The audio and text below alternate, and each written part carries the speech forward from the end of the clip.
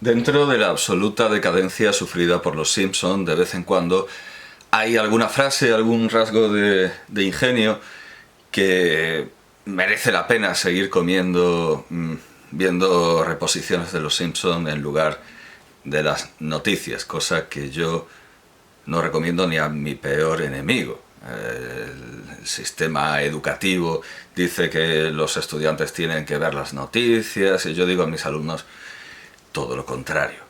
Lo último que se les puede ocurrir en esta vida es... Lo último que tiene sentido es ver las noticias. Bueno, pues una de estas frases ingeniosas que justifican no darle el finiquito, no, como dijo una vez Pérez Reverte, de una mujer que andaba con tacones por la calle de manera un poco airosa, decía que daban ganas de... no ha pasado un minuto todavía. Bueno, cualquiera puede ir a la obra de Pérez Reverte para ver lo que sugería en ese caso. Bueno, pues si hay algún motivo para no dar eutanasia a una serie que, como dice Mike Rice, su guionista, con la edad que tiene bastante es que se pueda tener en pie, era cuando Homer Simpson va a París y ve las gárgolas del siglo XIX, pero bueno, de Nuestra Señora de París, y dice, este era el tiempo en el que la religión hacía que te cagaras de miedo. Y bien, si la religión tenía no solo este efecto, sino casi este propósito, ¿por qué no usar la religión en las películas de terror? Es algo que acabaría haciendo, por ejemplo, Friedkin en El Exorcista. Eso es, en El Exorcista, aunque venía de una novela. Y bastante antes, en 1960, lo hizo Nobuo Nakagawa en Jigoku, en Infierno, de 1960. Claro, al traer esta película como algo muy recomendable, como algo excelente, como una obra de arte, habrá quien se oponga, incluso considerando la propia tradición japonesa. Aquí tengo, ya que hablamos de tradición japonesa, yo creo que uno de los libros más completos, aunque sea una especie de exposición, un picoteo sobre distintos estilos artísticos, distintos temas, es uno de los más completos que hay sobre el infierno japonés. Se llama Hell, no se llama Jigoku, se llama Hell, el infierno en el arte japonés, el infierno en el arte japonés. Voy a desnudarlo, es muy hermoso por dentro, a diferencia de, en fin, otras sorpresas que nos hemos llevado. Es como un código de barras, pero bueno, de alguna manera imita es como si no tuviera lomo, si fuera, bueno, sí tiene lomo, pero es como si fuera todo canto. Bueno, este libro, que por cierto tiene, me doy cuenta, la sobrecubierta de otra talla, no le viene y deforma la portada, tendré que guardarlo sin sobrecubierta. Este libro es de PIE Internacional, la dirección es de Takaoka Katsuya y el texto de Kajitani Ryoji y Nishida Naoki. Y es una colección de imágenes de distintas épocas del infierno japonés, vamos, del infierno budista, ante todo, con su infierno indio, digamos, claro, con su rey del infierno, que es Emma, que no es otro que el llama sánscrito, que el llama indio. Lo mejor está al final. Tenemos aquí este infierno caricaturesco, este infierno cómico. Bueno, la verdad es que hay piezas muy buenas en general, pero yo destacaría destacaría la obra cómica de Nichousai, el fantástico Nichousai, que hay prácticamente pues un libro de Nichousai contenido aquí.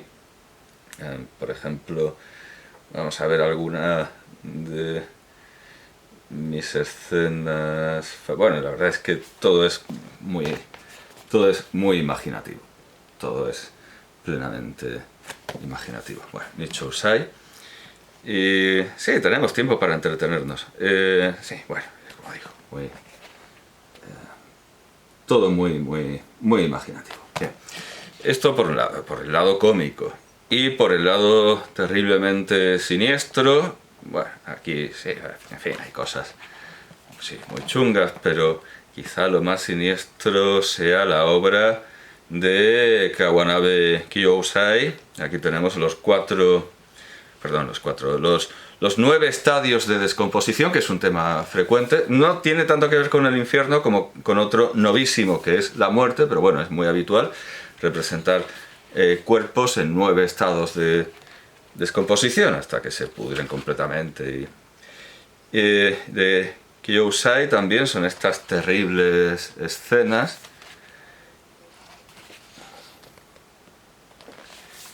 Y la pieza más siniestra de la corte del rey Emma, la pieza más siniestra de todo el libro, que es un haori, es una, bueno, lo traducen como chaqueta, pero vamos, la pieza es, bueno, es una prenda de ropa, la voy a mostrar, que estamos viendo vuelta del revés.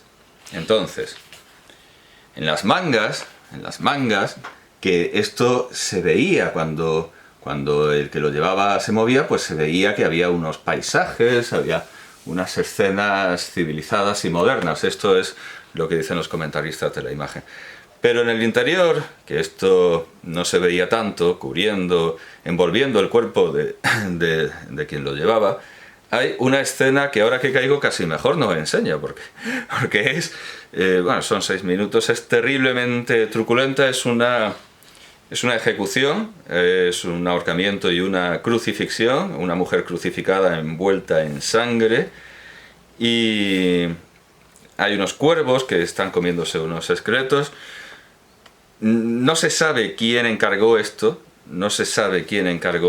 y luego, claro, luego hay una parte, la parte trasera aún más siniestra, que hay más cuervos comiéndose cadáveres, y no se sabe quién encargó esto, ni por qué.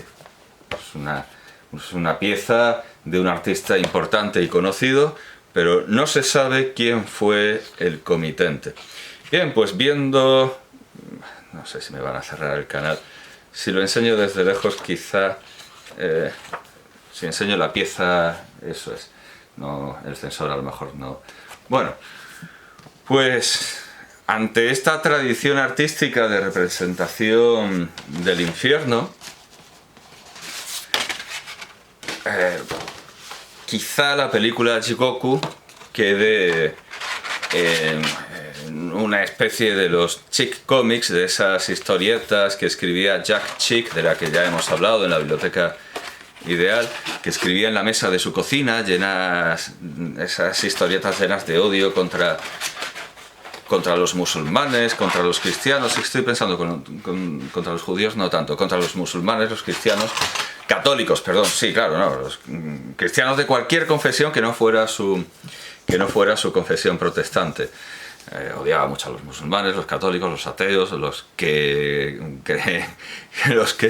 sostienen la evolución, los darwinistas, etcétera, etcétera, etcétera. Como digo, se parece bastante a Chick Comics si lo comparamos con lo que tiene inmediatamente antes e inmediatamente después en materia de tratamiento del infierno. Inmediatamente antes, bueno, no tanto, porque Jigoku-en, el panel del infierno de Akutagawa, es de 1918. El cuento El panel del infierno, que está basado, por supuesto, está basado en la literatura clásica japonesa y en las tradiciones clásicas japonesas, en la historia de la pintura de Japón. El panel del infierno es de 1918, por cierto, ahora parece ser que se ha hecho una versión en anime con Takeshi, no, perdón, es Takeshi Obata, con el dibujante porque el escritor es bastante críptico, no se sabe quién es un seudónimo, con el dibujante de Death Note. Pues el dibujante de Death Note ha hecho una serie entera, creo que es quiero decir, claro, he hecho una presentación de... Es simplemente que me falla así, Takeshi Obata. Takeshi Obata es el ilustrador. Pues ahora Takeshi Obata ha, por lo menos, diseñado los personajes, por lo menos eso, de una serie de clásicos japoneses al estilo, en estilo manga, y la obra que cierra la serie es el Panel del Infierno. Bueno, pues no se puede escapar a esta tradición Jigoku de 1960, porque entre los personajes, en estos personajes condenados, a veces se ha dado a la película, o se ha distribuido la película como los condenados. Entre estos condenados hay un pintor que está haciendo un panel del infierno, como el de la historia de Akutagawa, que, como digo, se basa en fin, se basa en una extensa tradición anterior. Es su versión de un tema tradicional japonés. Está ese personaje, y también, y esto lo une con el futuro, con lo que iba a ser el futuro del tratamiento del tema del infierno en Japón, pero al mismo tiempo se desliga de él porque el tratamiento es muy distinto. Hay un yakuza también, como en Hell, no Jigoku, sino Hell, como en este libro, Hell, Infierno, en el título original, que se escribe Heru, es la manera de escribir la palabra Hell en inglés. Yasutaka Tsutsui decidió titular su novela Hell, su novela de, vamos a ver, no, ni siquiera, caramba. No, sí, vamos a ver,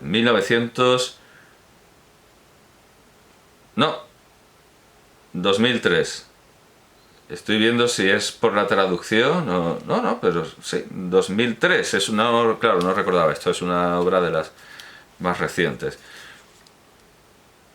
2003. Bueno, quizá está un poco más lejos de lo que yo pensaba. Pero bueno, claro, como digo, al ser Jigoku de Nobuo Nakagawa, una especie de carne entre estos dos panes, es un bocadillo entre Akutagawa y Tsutsui, y sobre ellos pesa además una tradición artística monumental. Pues bueno, habrá quien diga, seguramente con razón, y no le faltará justicia, que no le faltará la justicia al hacerlo. Habrá quien diga que esta película no está a la altura, ni mucho menos, que es simplemente un despliegue de efectos especiales y una historia que no va a ningún lado, una especie de batiburrillo de obras clásicas. De hecho, el actor que interpretaba al Tentador, una figura tan clásica en los cómics de Jack Chi, que luego se revela... Claro, todo esto es muy posterior, pero en realidad esta manera de dar miedo con la religión es muy antigua, y hay un tentador que lleva a las buenas personas por el mal camino, y luego se revela como una figura demoníaca. Todo eso es muy, muy habitual. Bueno, pues ese tentador, el actor que lo interpretaba no entendía el papel, no sabía muy bien lo que hacer, y estuvo como con el piloto automático toda la película, esperando a que se terminara la película.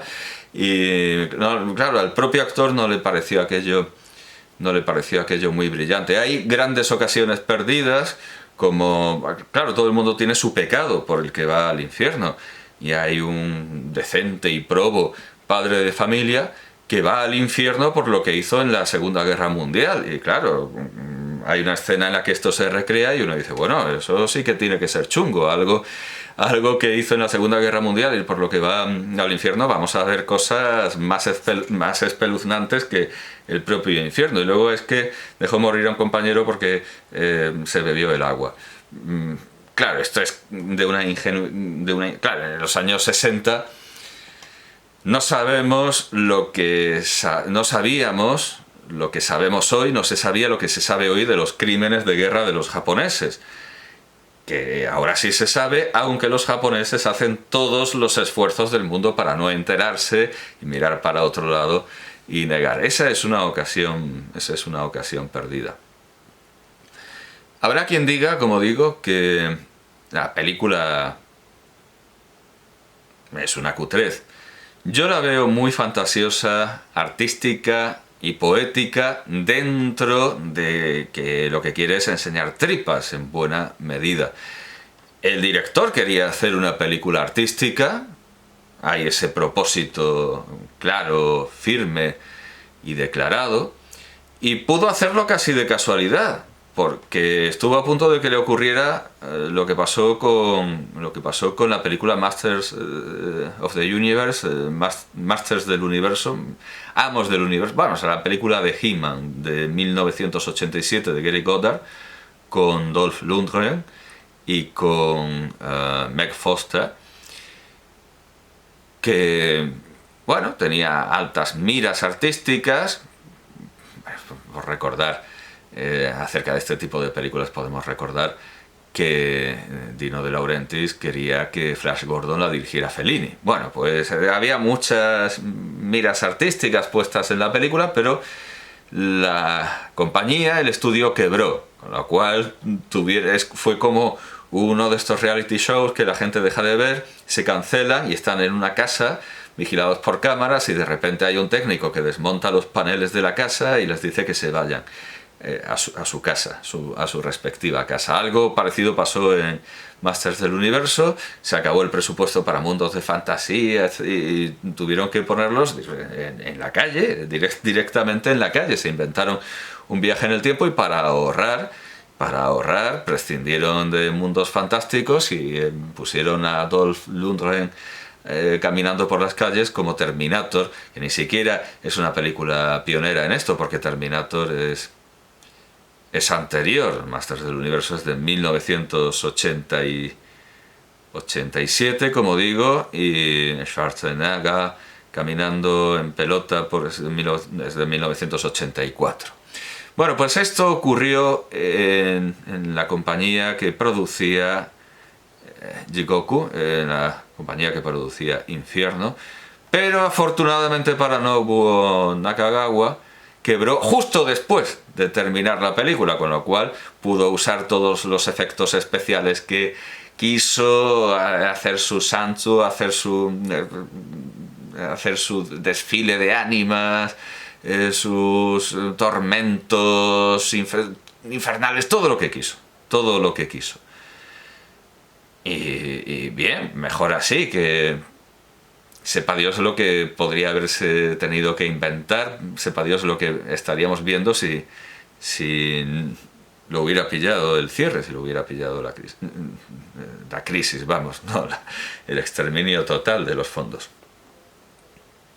Se puede discutir sobre el valor de esta película. Como digo, a mí me parece poética y útil para conocer una tradición que ciertamente no se agota con un libro de este volumen y que invita al conocimiento de clásicos japoneses de la literatura fantástica como Akutagawa y Tsutsui, aunque no lo llame Jigoku sino Hell.